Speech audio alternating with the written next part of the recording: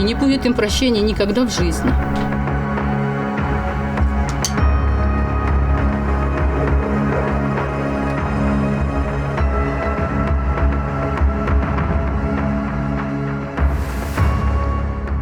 Hi, my name's Chris York. I'm a reporter with the Kyiv Independent, and we are in Ukraine's second largest city, Kharkiv.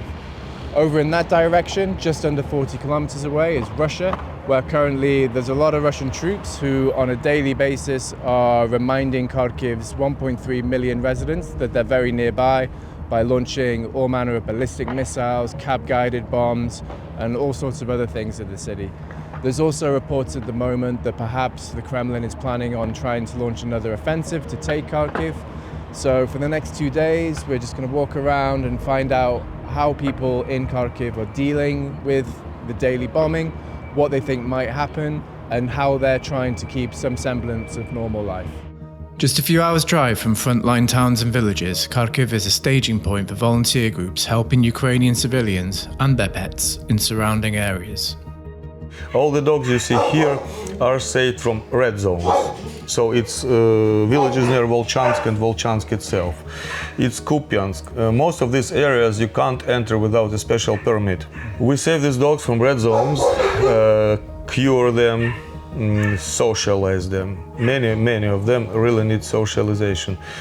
Find new families for them and adopt them. So having 41 kennels all around, we adopt and deliver all over Ukraine 45-55 dogs a month. They can be very different. I mean, I'm talking casually about it because I really am very used to it and now don't feel any stress. I mean, at the very beginning, every trip to red zone, I mean, it was pretty stressful. One of the reasons we go to red zones, nobody else goes there. And we think that the dogs there need the help most. I mean, we did have villages when there is like only one person living. We were evacuating dogs, 2 alibis. 3 groups of volunteers came but couldn't evacuate them because they were scared of them. They are not professional psychologists. They don't know how to treat the dog. We came there. There was an old man who was driving his bicycle 5 kilometers there to feed them and 5 kilometers back in winter. And these are alibis. So he was driving his bicycle with 2 10-liter bucket actually on the steering wheel. So we go to these places and save these dogs. At lunchtime, the air raid sirens sound. Local telegram channels warn of Russian-guided bombs, also known as cabs, being launched at the city from Russia's Belgorod region. The bombs, some as large as 1.5 tons, are far cruder and less accurate than the cruise and ballistic missiles Russia uses against civilian infrastructure across Ukraine. But they're causing massive damage and numerous casualties in Kharkiv Oblast, essentially as a weapon of terror. Reports of their launches soon turn into reports of 2 hits just north of Kharkiv in the town of Derhachi. So we're still in Derhachi.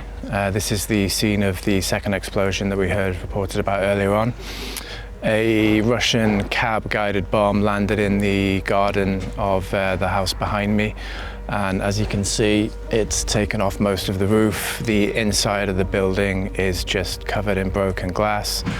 It's an elderly couple that live here. They're both completely distraught, as you can imagine. The wife was making Easter cakes in her kitchen when the bomb hit.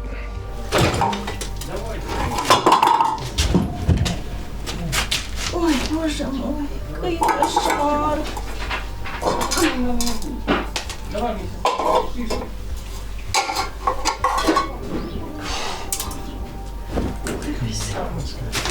Разбила все. А что вы делали, когда это произошло? З душа прийшов він, пішов відпочивати. Я ж за ним, думаю, в літній душ. І буквально 2 минуточки, як я встала від цього вікна. Думаю, ще чайничок поставлю, щось якогось чайку там. А він там телевізор дивився і попало це якраз за секунду, що все порозривало. Абсолютно. Я не знаю, йому попало, звісно, дуже, бо в нього по прямій наводці пішло. І гордина його спасла. Якщо б не та гордина, і то він посічений. А так воно все отак застряло, як йожик. Понимаєте? А тут я отам присіла за духовку, от навіть печку розкрила, ну все. Присіла, я до такої степені злякалася. Я вам передаю у моєму віці та в його, це взагалі кажу. Фу. В общем, таке. Ой. Порядки понаводили, повистірували, погладили, напекли пасочок, приготувалися до свята. І відсвяткували.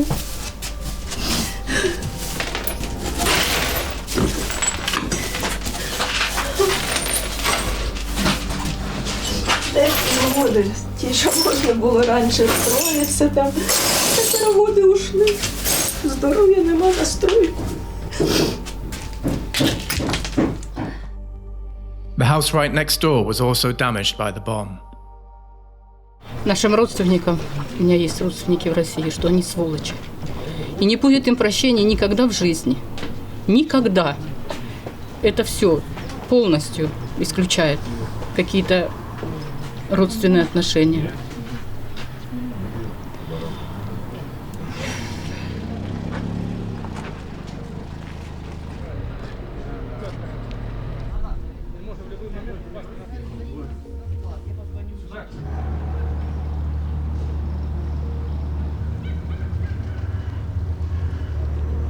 Okay, we're in Sarzynia.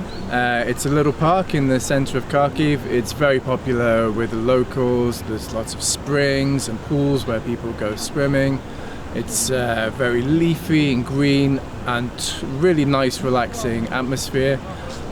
But we're just 30 minutes and 5 kilometers away from where we just saw a Russian guided bomb almost totally destroy an old couple's house. And the contrast between those two is quite remarkable.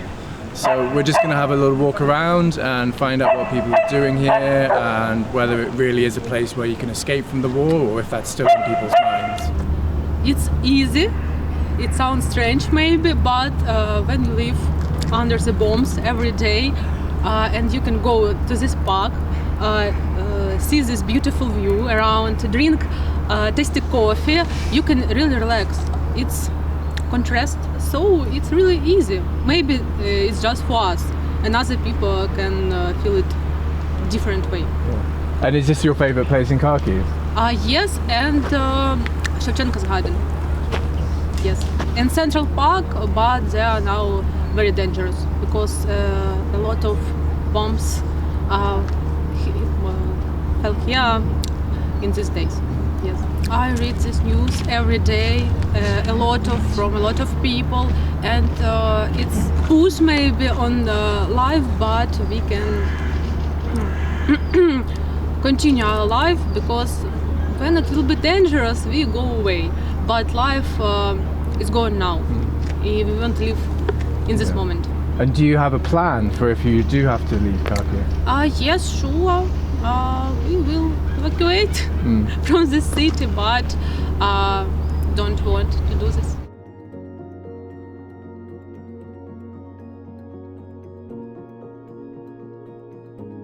As soon as the sun sets in Kharkiv, there's instantly a very visible reminder of the ongoing war. Russia's campaign against civilian and energy infrastructure has hit almost all of Ukraine, but Kharkiv's been hit particularly hard. And one of the things which they've had to do for a long time now is they don't have any street lights at night. So you're walking around a city which is full of people still, but in near darkness. The only illumination is coming from a few street signs and mostly from car headlights. The next day begins at the offices of the International Rescue Committee, where the Kyiv Independent meets Oleksandr Volkov, a Kharkiv-based doctor who is about to head out on one of his regular trips to villages near the front lines. There is live people who needs medical care, many hypertension, many diabetes, many bronchial asthma. We treat this disease and we provide medical care all the patients who lived there. What kind of people are still living near the front lines? Is it more elderly people? More elderly. Yeah. More elderly people, yes. So what kind of ages do you see? Like more elderly, 60 years. Yeah. And is it just for them that they just physically can't leave, or do they choose not to leave? People live there because people have buildings there, have homes there. And how many people need treatment? Oh, 4,000 people. Yeah. According to a recent IRC survey conducted in Kharkiv Oblast, 15% of respondents reported mental health care as a pressing issue. 10% of respondents reported feeling the impact of war-related trauma. Outside on the streets of Kharkiv, a gloriously sunny spring day and a rare respite from air raid alerts belies the mental health crisis bubbling under the surface. In Rynok Horoyev Pratsy, a large open-air market in the northeast of the city, what is bubbling under the surface becomes more apparent. Located in Kharkiv's Saltivsky district, the market was heavily damaged by missiles and artillery during Russia's failed attempt to take the city in 2022. Okay, so we just had a walk around the market there, and we tried speaking to a few of the people working on the market stalls, but everyone is quite on edge here. They're quite suspicious. People just didn't really want to speak to the camera, and they're a bit worried about appearing on film. So we're going to go further into the city centre and try another market. One person in a much more chatty mood is Yevgen Kyosya, a biologist and educator at Kharkiv Zoo. The zoo has faced unimaginable challenges to stay open during the full-scale invasion, not least a chimp that escaped and spent several hours roaming around the city in 2022. One of them managed to escape from the zoo. Oh, Yeah? Somehow. And it went directly to the city center. And by the way, well, for our zoo, it was quite symbolic because at the other part, at the other entrance, we have a sculpture devoted to macaques, which escaped the zoo during the Second World War, when the Kharkiv was occupied by Nazis. So, and exactly the same thing happened. Yeah. The monkeys fled from the zoo. Oh, hello. Hello. This is like being on camera. Yeah. And they appeared in the city center, and that story like repeated itself after so many decades. Did you get them back? Yeah, fortunately, one of our workers who works with apes, she's very experienced, she knows them very well, and she managed to return that ape to the zoo safely. Yeah, but in fact, it was like a great incident, and well, it became like almost world famous because it's like Kharkiv, there are shellings, there are blackouts, there are a lot of problems, and among that, there is an ape in the city center.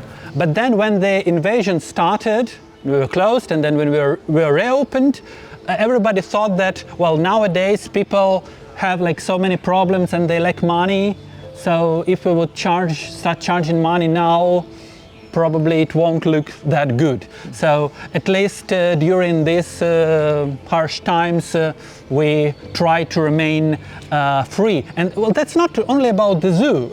You possibly know that the public transport in Kharkiv is free as well. So the zoo is an important place to rest because there are not so many options in Kharkiv.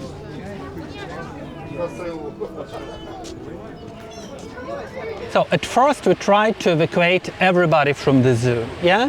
And we did so for several weeks, and then we saw that it doesn't work efficiently because it takes time to evacuate people, and the shellings are very, very fast, yeah? Here in Kharkiv, we are very close to the border. So sometimes we have just like 30 seconds in between the siren and the shelling. And there's one right now. Yeah, and sometimes even less, and you need more time to get to the shelter. So nowadays we just announce that there is a danger and you should go to the shelter if you see that it's possible for you. Mostly they carry on. I know that the wolves in the earlier days they used to howl because they thought that the siren is the other pack of wolves somewhere in that part of the city. So they were responding to that pack. They were responding to their challenge, I would say. Yeah, sometimes they do it even now, but I suppose that they got used to it as well.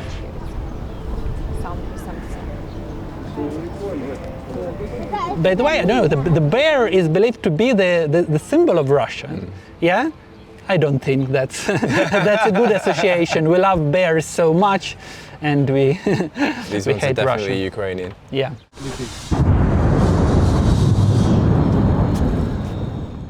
So we were just recording at the Kharkiv Zoo, and as we were leaving we could hear something flying through the sky, followed by a pretty loud explosion.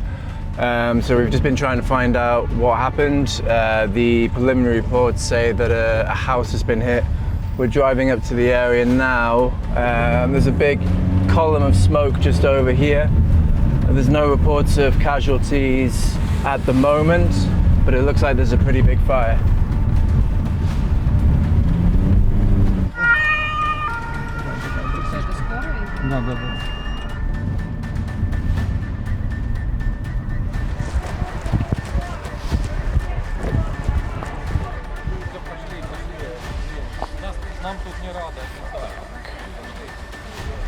As we're filming, rescuers receive reports of another incoming bomb.